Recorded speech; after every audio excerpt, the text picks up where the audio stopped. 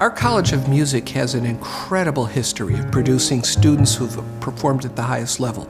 But to perform at the highest level, they need inspiration. And they draw that inspiration in many cases from our faculty. Richard DeRosa challenges you in every way that you can possibly think of. When it comes to music, it's just not about the notes on the page or how well you can play your horn or your instrument. You know, he challenges you to think about what that music means and how are you going to make it mean something to somebody else. He is such a deep and heavy thinker that when he frames a question or an answer, we kind of get it reframed in our mind as well. He makes us think more about the music. People don't realize what a treasure Rich is. Well, for one thing, he's too humble to let you know how amazing he is. There are those in the music profession, and probably every profession, who are highly accomplished and know it, and somehow it affects their manner. Rich is among those for whom that is not the case. But what makes him special in particular, because there's a lot of jazz musicians who are amazing artists and wonderful performers, but they have no idea how to talk to a student.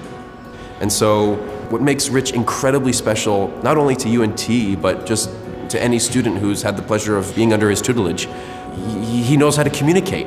And he's been very much like a musical father to me.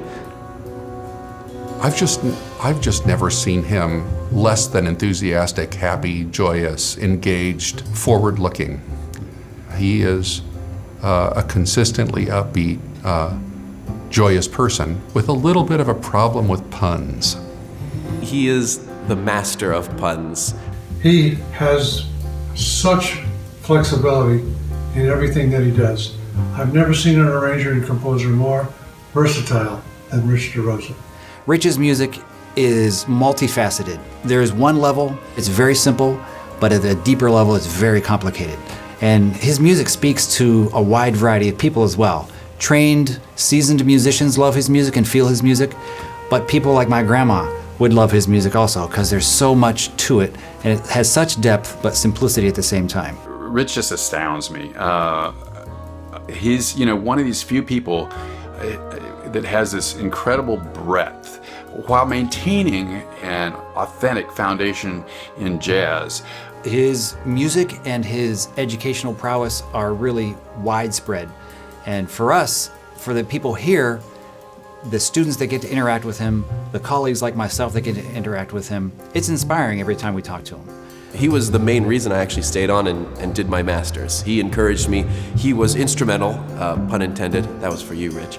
He has a lot of information within him, from his own experiences, but I don't think that's just what he wants to do. He wants to teach you how to teach yourself, in a way. And I think in doing that, it's like you realize something about yourself, like even beyond the music, like you start to kind of get inside of yourself and your inner feelings, your inner thoughts, and that comes out in the music, and I think that's what he's really trying to get all of us to do.